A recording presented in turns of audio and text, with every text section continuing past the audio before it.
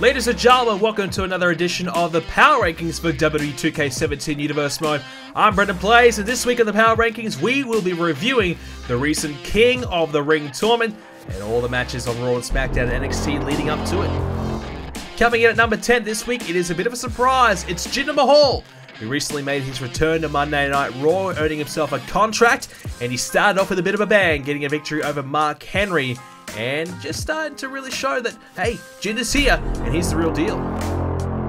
In at number 9, it's a bit of a surprise as well. Someone else who's flying under the radar a little bit, it's Nikki Bella. 2 victories over the last couple of weeks for her, including a victory over Alexa Bliss in singles action. Will she make a play for that Women's Championship? A man who featured in the King of the Ring tournament, Triple H. He was impressive with a first round victory over Hideo Itami. He moved on to the quarterfinals, but unfortunately, even though he gave it his best, couldn't quite get the better of Roman Reigns. In at number 7, it is Sanity, who looks as though they're making a bit of a play for the NXT Tag Team Championships. A very, very impressive victory over the Revival, and Nikki Cross also featuring pretty well as well. Are they the next Tag Team Champions? Speaking of Tag Team Champions, it's the Raw Tag Team Champions, the club, who hold on to their 6th position that they scored last time in the Power Rankings.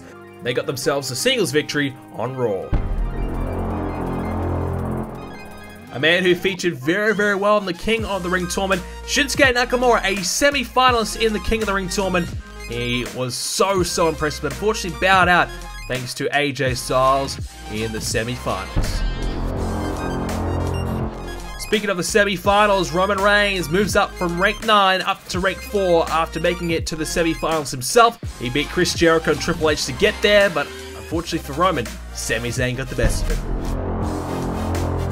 Speaking of Sami Zayn, number 3 this week, it is the finalist of the King of the Ring tournament. Sami Zayn made it all the way to the final, but unfortunately, one last hurdle, he couldn't quite get there. Sami Zayn, though, I think has solidified himself as a mainstay in the SmackDown main event scene.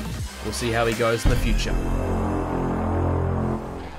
In at number 2, Goldberg drops down from rank 1 last time.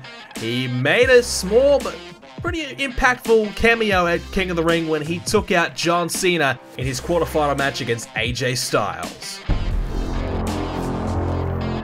And there is no surprise, the number 1 this week, it is AJ Styles. He won the King of the Ring tournament. He beat Neville, he beat Cena, he beat Nakamura, and of course he beat Sami Zayn to win the King of the Ring tournament. I guess now we better start calling him King Styles. This week's honorable mentions, Pete Dunne, who got a very impressive victory over the returning Tyson Kidd on NXT. Dean Ambrose, who of course managed the quarterfinals of the King of the Ring, as did Dolph Ziggler, who also helped Nakamura backstage from stopping Austin Aries from attacking him. Aries nearly took out Nakamura a little bit further after adding insult to injury on what happened on Monday Night Raw. And of course, John Cena, of course, a little unlucky. Goldberg took him out, but Cena certainly made a big impression in the King of the Ring tournament himself in the quarterfinals. Well, ladies and gentlemen, that is all we have time for in this edition of the Power Rankings.